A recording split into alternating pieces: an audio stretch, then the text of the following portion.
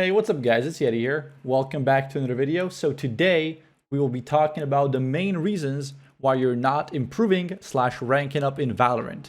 Before we get into the video though, I just want to say something real fast. I have been MIA from YouTube because I've been streaming every single day on my Twitch channel, twitch.tv/Yeti. I was basically grinding Valorant all day, every day, and we managed to climb from Silver 3 in the beta up to today. I just hit Diamond 3, so I'm almost immortal now.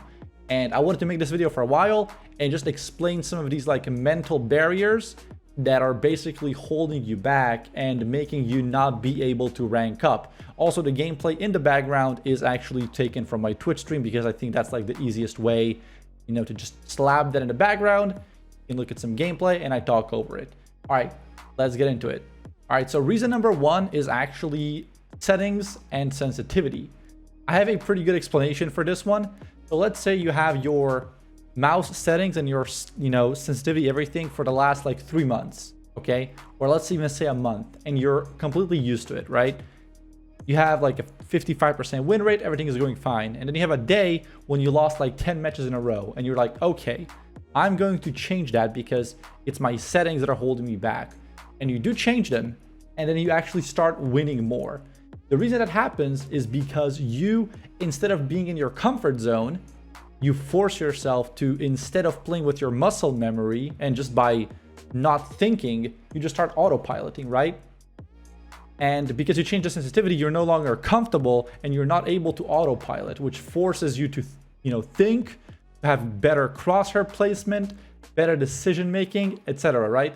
So the real problem here is that you're relying on being uncomfortable and you're relying on not being at peak performance, which can actually hurt you in clutch moments and stuff like that. So I think instead of like changing and messing up your comfort, you should just remind yourself like, oh shit, I'm having a losing streak because of like an actual problem, not because of my settings. And I can force myself to take a step back, stop relying on muscle memory and just focus on the basics once again. All right, so tip number 2 is actually like really self-explanatory, but a lot of people don't get this one. And it's, you're not having fun. If you're not having fun, what's the point of playing the game? If you're not having fun today, what is going to make you play the game tomorrow? Like 99% of us are not being paid to play Valorant, even more than 99%, because there's like no teams right now that are actually, paying salaries for their players. And most of you are probably not streamers that live off of this game. So you need to have fun. You need to focus on having fun. You have to stop playing only for results and perfection. And instead you actually have to focus on like, is this fun? Am I enjoying it?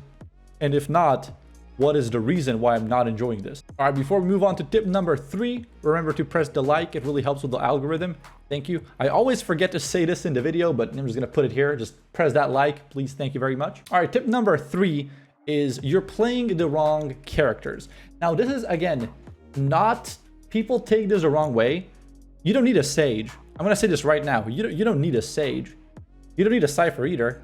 All you need to do is play a character that you enjoy playing and the role you want to play, and you have to improve on your role. Often losing a game actually makes you improve more than winning a game, right? So in general, just pick the character and the role you like, log them in, and play the game. I'd much rather play with 4 fraggers and let's say a Sova on my team, and they are all having fun and they're having a positive like mentality and mindset, and they're all learning and they all feel comfortable, instead of playing on this one guy who's first pick Sage, first time in his life, and he's whining the whole fucking game. He doesn't know what he's doing, or again like a Cypher who doesn't know any spots, who doesn't even know how his character works, just because Cypher is OP on that specific map. You don't have to do that. Play what you enjoy. Play the role you want to improve on.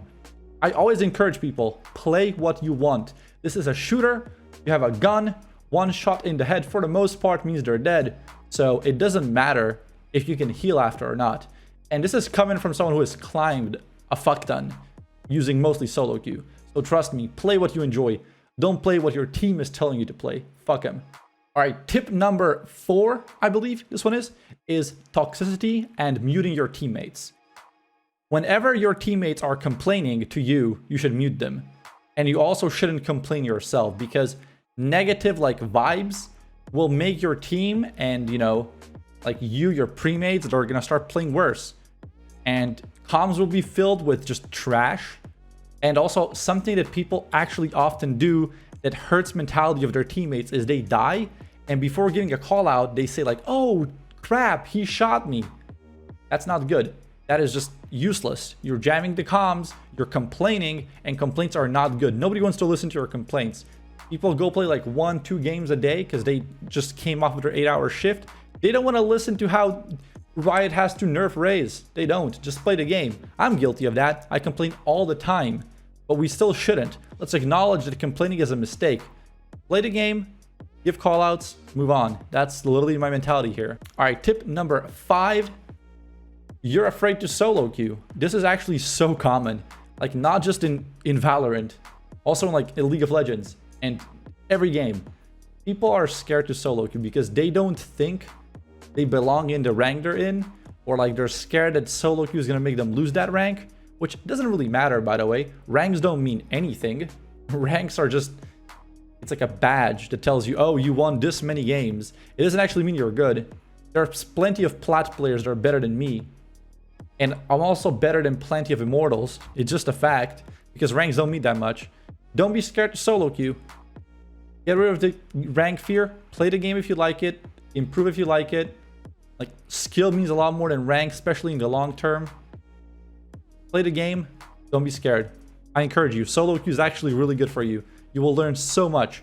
Imagine it's like a 1v9 bot game. Everyone's a bot. Your team, the enemy team. And it's all AI.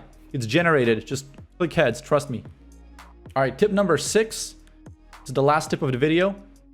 Don't dodge. Dodging, again, will highly improve your win rate.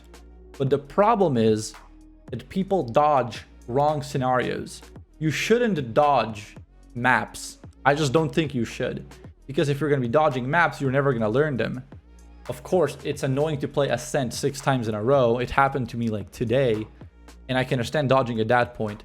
But if you're dodging Ascent on the first game of the day just because you think you're not good on it, that's going to be really bad. You're basically running away from your chance to improve. If you're bad at it and you're, you know, a high rank, if you're like, oh, I play like a silver on Ascent, and if you're in diamond, play a game. You'll get better. There's better players on your team and enemy team. All you can do is improve at that point. You know, don't say, I'll improve later, just do it now. But you also actually can dodge games if your team is toxic, or if you're playing solo queue and you get put into a game of 4 stacks who are not willing to communicate. Yeah, I can understand dodging. You probably should. It's not only good for your elo, it's also good for your mental health. So I encourage dodging in that scenario. Anyways, guys, that is going to be it for this video. I put some, you know, thoughts into this video, opened up my numpad, wrote this down. I will be making more like guides and just explanations. I might even pick up coaching at some point whenever I really feel comfortable with my skill and my rank and, you know, my achievements.